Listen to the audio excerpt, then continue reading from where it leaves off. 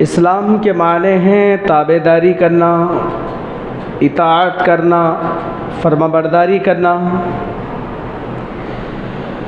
अल्लाह की इताअत करना, अल्लाह के रसूल सल्लल्लाहु अलैहि वसल्लम की इताअत करना, शरीयत को मानना।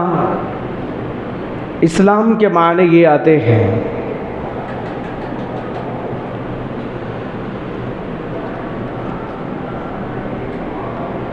तो इस्लाम जिन चीज़ों को मानने का हुक्म देता है उन चीज़ों को मानना चाहिए।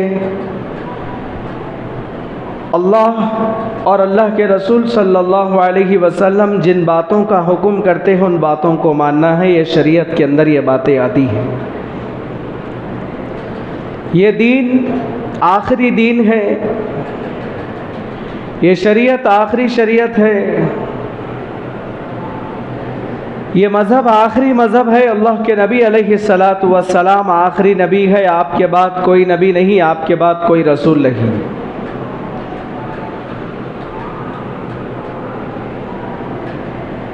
दुनिया के अंदर अल्लाह तबारक व तआला ने मुख्तलिफ हज़रात अंबिया कराम को भेजा है।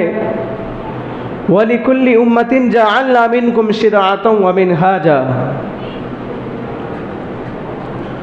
अल्लाह तबारक व तआला ने हर कौम के लिए एक शरीयत को रखा था, एक शरीयत रखा है। हर कौम के लिए अलग अलग हुक्म था। हज़रत मूसा अलैहिस्सलातु वस्सलाम की उम्मत के लिए अलग अहकाम थे, हज़रत ईसा अलैहिस्सलातु वस्सलाम की उम्मत के लिए अलग अहकाम थे, हज़रत आदम अलैहिस्सलातु वस्सलाम की शरीयत के लिए हज़रत आदम अलैहिस्सलातु वस्सलाम की उम्मत के लिए अलग अहकाम थे। मेरे और आपके आका हज़रत जनाब मुहम्मदुर रसूलुल्लाह सल्लल्लाहु अलैहि वसल्लम की उम्मत के लिए अलग अहकाम थे।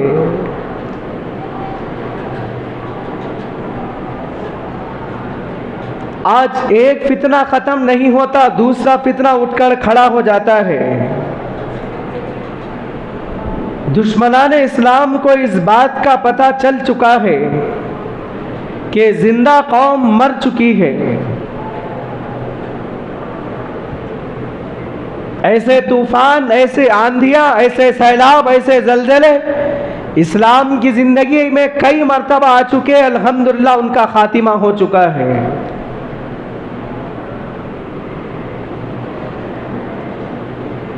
लेकिन हम लोगों को गौर करने की बात यह है, आज हमारे पास कुरान है, हमारे पास शरीयत है, हमारे पास अहादीस है, तो हम इन चीज़ों की कितनी कदर करते हैं। कुरान का मकाम व मर्तबा क्या है, लेकिन हम लोग कुरान को क्या बना कर रखे हैं। अल्लाह के नबी अलैहिस्सलातु वस्सलाम की तालीमात हमारे पास है, लेकिन अल्लाह के रसूल सल्लल्लाहु अलैहि वसल्लम की तालीमात क्या हमारे ख़ानदानों के अंदर, हमारे घरों के अंदर, हमारी ज़िंदगियों में दाखिल है या ना है, गौर करने की ज़रूरत है।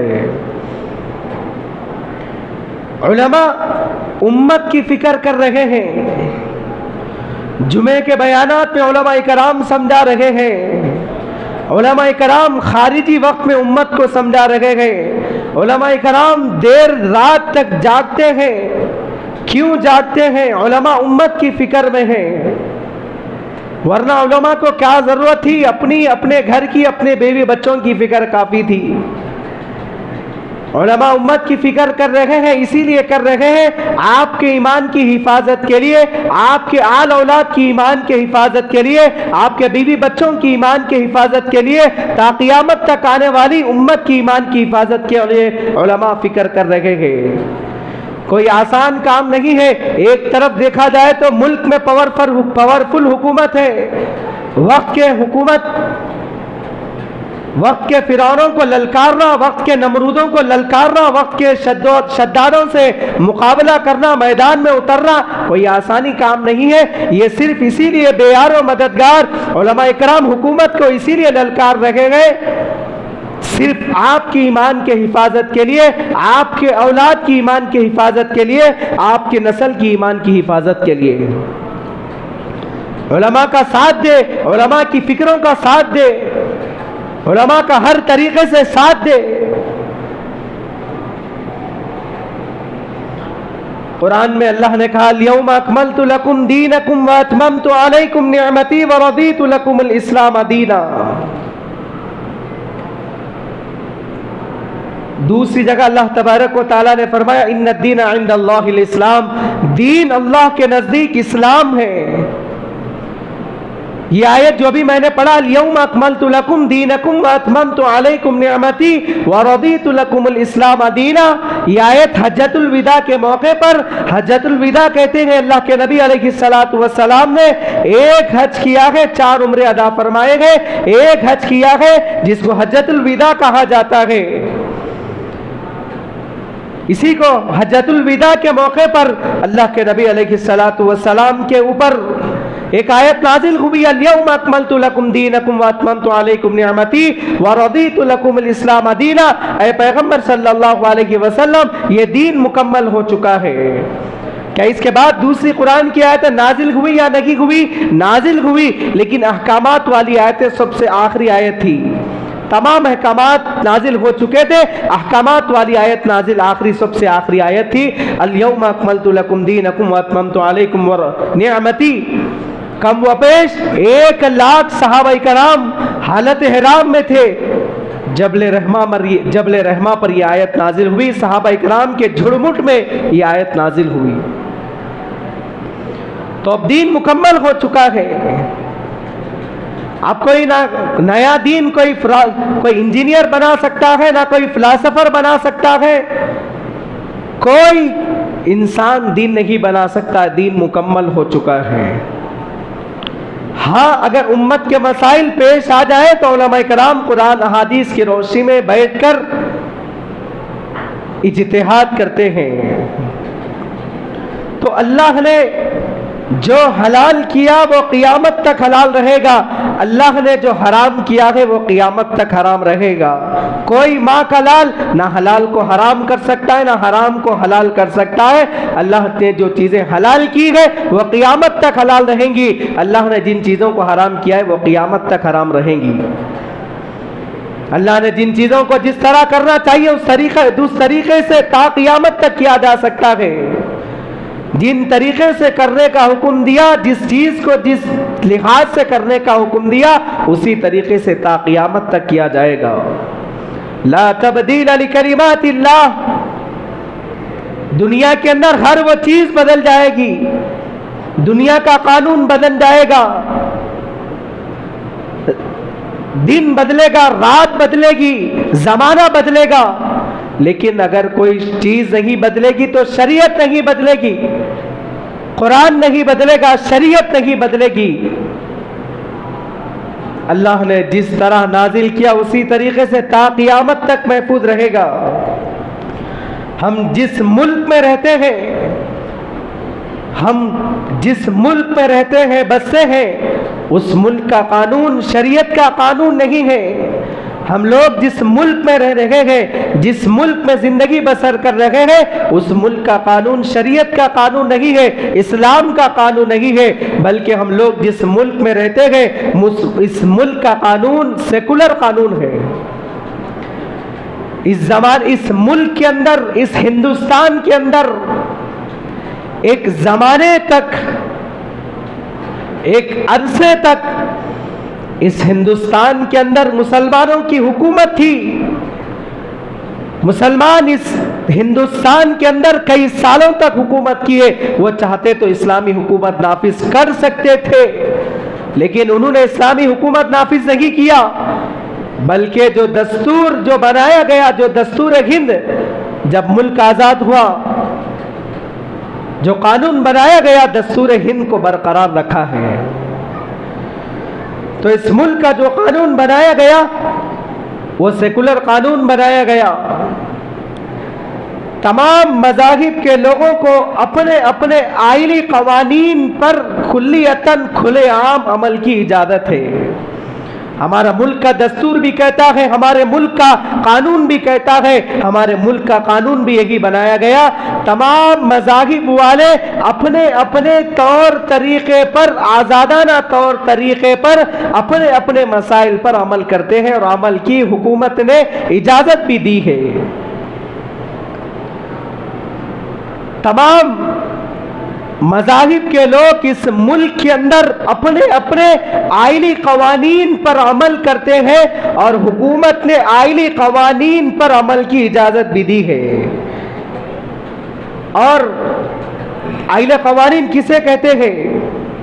आइले कवानीन में चंद चीज़ें आती है, ज़हन यहीं पर रखिए और समझने की कोशिश करिए, बात को आसान करके आपकी खिदमत में रख रहा हूँ। आइली कवानीन कहते हैं अपने अपने जो ख़ानदानी मसाइल, फैमिली मैटर्स होते हैं, उनको आइली कवानीन कहते हैं। जैसे निकाह, शादी, तलाक और मीरास, कफन दफन, नसीहत, ये तमाम चीज़ें आइली कवानीन के अंदर आती है। निकाह, तलाक, मीरास, कफन दफन, नसीहत, ये चीज़ें आइली कवानीन के अंदर आती है और हुकूमत ने हर मजहब वाले को अपने अपने आइली कवानीन पर खुलेआम इजाज़त दी है। लेकिन कुछ अनासिर ऐसे हैं जो हर वक्त में होते हैं, मुल्क में हर वक्त कुछ अनासिर दुश्मनाने इस्लाम हर वक्त इस दुनिया के अंदर रहते हैं। उन्होंने अब इस बात पर हमला किया है कि मुल्क के अंदर यकसा सिविल कोड बनाना चाहिए। कवानीन दो तरह के होते हैं, कवानीन के दो हिस्से होते हैं। एक कवानीन वो होते हैं जिसे हम सिविल कोड कहते हैं, दूसरा कवानीन वो होते हैं जिसे क्रिमिनल कोड कहते हैं।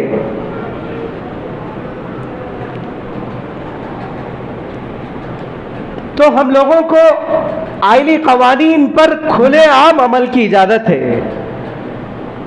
हर मुल्क के बाशिंदे को अपने अपने मुल्क, अपने अपने मजहब के अकायद पर खुलेआम अमल की इजाज़त है। लेकिन कुछ दिनों पहले हुकूमत ने बिल पास किया था। अगर कोई कुछ दिनों पहले हुकूमत ने इस्लाम के अंदर, शरीयत के अंदर मुदाखिलत की थी। वो मुदाखिलत ये की थी, अगर कोई 3 तलाक देता है तो उसकी तलाक नहीं मानी जाएगी, उसको जेल के सलाखों के पीछे डाल दिया जाएगा और उसको इतना जुर्माना देना पड़ेगा। कौन आपका बाप देगा पैसे जब वो जेल में बैठा हुआ रहेगा? तो हुकूमत ने एक हुक्म नाफिज किया था कि 3 तलाक नहीं दी जाएगी। अगर कोई 3 तलाक देता है तो उसको जेल की सलाखों के पीछे डाल दिया जाएगा। हुकूमत इस बात को, इस तलाक को नहीं मानेगी। दूसरी बात ये की थी हुकूमत ने, शरीयत ने मुदाखिलत ये की थी, 21 साल से पहले, 20 साल से पहले लड़के का लड़की का निकाह नहीं किया जा सकता है। ये भी शरीयत में मुदाखिलत है। जबकि इस्लाम कहता है जब लड़का लड़की बालिग हो जाए, बुलूगत को पहुंच जाए, तो माँ बाप का फर्ज बनता है कि निकाह कर दिया जाए। लेकिन शरीयत कहती है 21 साल से पहले, 18 साल से पहले निकाह नहीं कर सकते। लेकिन 21 साल से पहले लड़का लड़की जो चाहे कर ले सकते हैं, लेकिन निकाह नहीं कर सकते।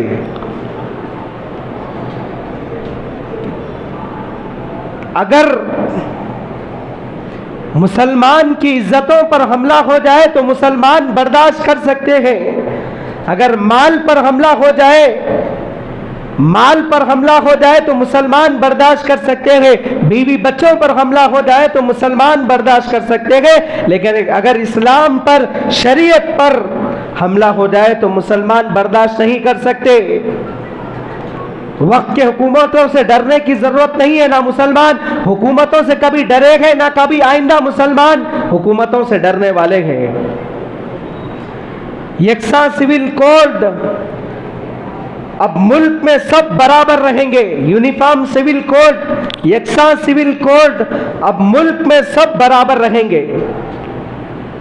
अगर आपको मुल्क में सबको बराबर करना है तो सबसे पहले गरीबों को अमीर बनाओ या अमीरों को गरीब बनाओ, मालदारों को गरीब करो या गरीबों को मालदार बनाओ। यकसा सिविल कोड, अब मुल्क में सब बराबर रहेंगे, तो अंबानी को गरीब करो या गरीब को अंबानी बनाओ। शरीयत में क्यों मुदाखिलत हो रही है? उम्मत पर 5 नमाजें फर्ज थी, तो मेरे नबी सल्लल्लाहु अलैहि वसल्लम भी 5 वक्त की नमाजें पढ़ा करते थे। मेरे नबी सल्लल्लाहु अलैहि वसल्लम ने हज किया है, तो मेरी उम्मत के ऊपर, आज ये उम्मत के ऊपर हज फर्ज है, तो अल्लाह के नबी अलैहि सलातु वस्सलाम ने भी हज किया है। अल्लाह के नबी अलैहि सलातु वस्सलाम ने ज़कात निकालने का हुक्म दिया है, तो आज उम्मत भी ज़कात निकालती है। अल्लाह के नबी अलैहि सलातु वस्सलाम भी ज़कात निकाला करते थे, तो मेरे नबी भी शरीयत के ताबे, कुरान के ताबे थे। याद रखना चाहिए, एनआरसी का जो कानून निकाला गया था, एनआरसी का कानून मुसलमानों को मुल्क से बाहर करने की साजिश थी। यकसा civil code, uniform civil code का कानून मुसलमानों को शरीयत से बाहर करने का कानून है, मुसलमानों को इस्लाम से बाहर करने का कानून है, मुसलमानों को दीन और इस्लाम से बाहर करने का कानून है। यकसा सिविल कोड का मतलब क्या है? यकसा सिविल कोड कुरान का इनकार है, यकसा सिविल कोड हदीस का इनकार है, यकसा सिविल कोड शरीयत का इनकार है, यकसा सिविल कोड तमाम मसाइल का इनकार है। शरीयत का इनकार करने वाला फिर मुसलमान कैसे हो सकता है? यकसा सिविल कोड का मतलब यह है, तमाम मज़ाहिब के लोग अपने अपने मसाइल को फॉलो नहीं करेंगे, बल्कि हुकूमत जिस कानून को बनाएगी उस कानून पर अमल करेंगे। यकसा सिविल कोड का मतलब यह है कि हुकूमत जो कानून, नया कानून लेकर आएगी, जो कानून बनाएगी, मुसलमान जिस तरह निकाह करते हैं, जिस तरह और चीजें कफन दफन के शरीयत के मुताबिक करते हैं, दीगर मज़ाहिब वाले अपने अपने मज़ाहिब पर जिस तरह शादी करते हैं, अब उस तरह नहीं की जाएगी। इस हुकूमत एक कानून लागू करेगी, हुकूमत एक कानून बनाएगी, निकाह का हो, तलाक का हो, तब अब उन मसाइल पर सबको अमल करना होगा। ये कैसी बात है? तो ये बात किसी मजहब वाले को ना समझ में आती है, ना समझ में आने वाली है, ना कानून पास होने वाला है। जिस तरह मुसलमान निकाह करते हैं उस तरह निकाह नहीं करेंगे, जो कानून हुकूमत बनाएगी उसको फॉलो करेंगे। शुरू से ही शुरू से ही इस बात की इब्तिदाई गलत है, आगे चलकर बताऊंगा। आर्टिकल कानून, मुल्क का दस्तूर क्या कहता है, मुल्क के दस्तूर के खिलाफ क्या बात हो रही है। तो यकसा सिविल कोड का मतलब यह है कि तमाम मज़ाहिब वाले अपने अपने मसाइल पर अमल नहीं करेंगे, बल्कि कानून जो हुकूमत बनाएगी, जो कानून लागू करेगी, उसको अमल करना पड़ेगा।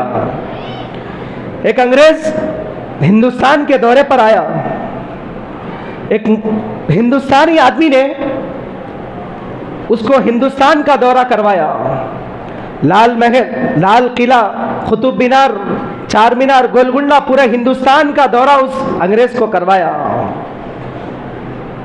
अब जाते वक्त तमाम मुसलमानों के तमाम चीज़ों का दीदार करके जब वो अंग्रेज जा रहा था, हिंदुस्तानी आदमी उसके साथ था।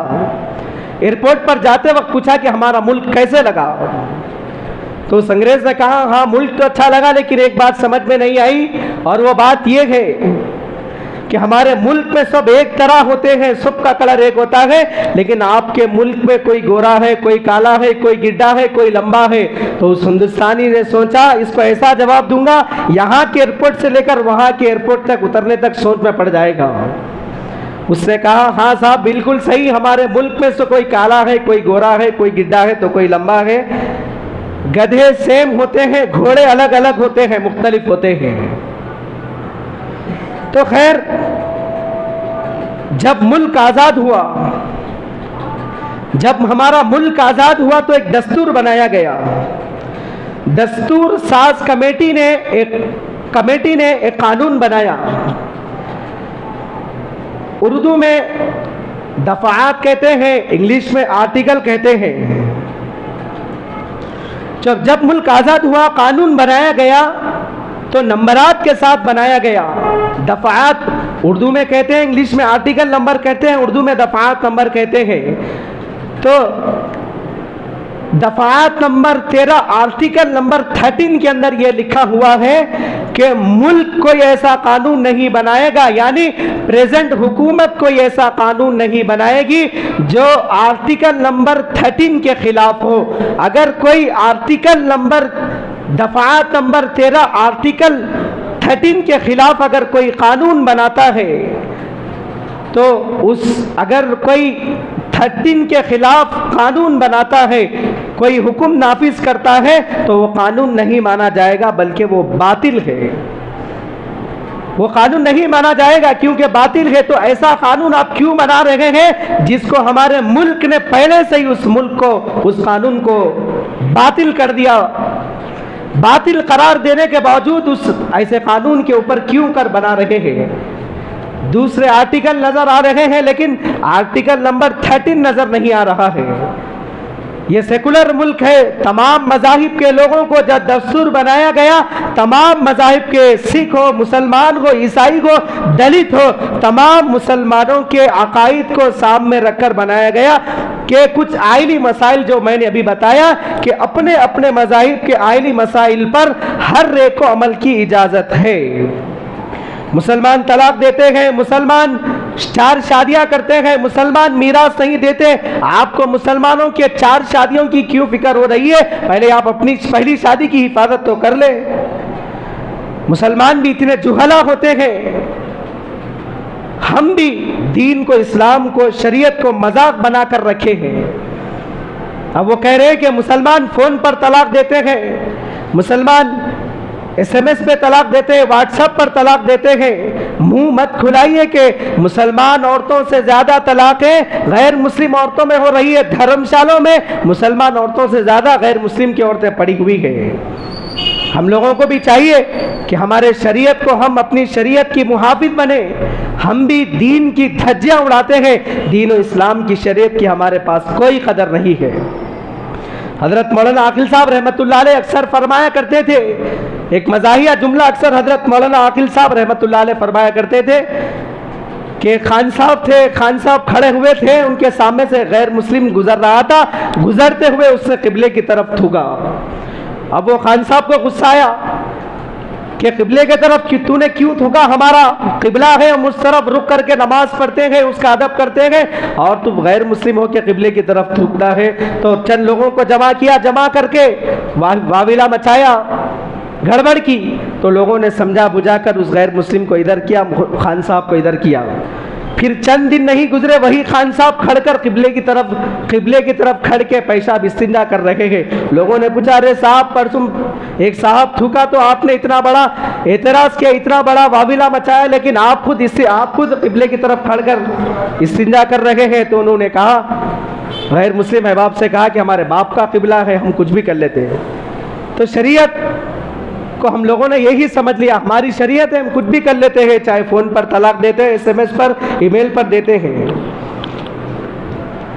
शरीयत को, दीन को, इस्लाम को जानना चाहिए, इसकी कदर करना चाहिए। और ये यकसा सिविल कोड का मसला सिर्फ मुसलमानों का मसला नहीं है। मुल्क के अंदर, भारत के अंदर जितने भी मज़ाहिब के लोग रहते हैं, तमाम मजहब वालों को नुकसान है।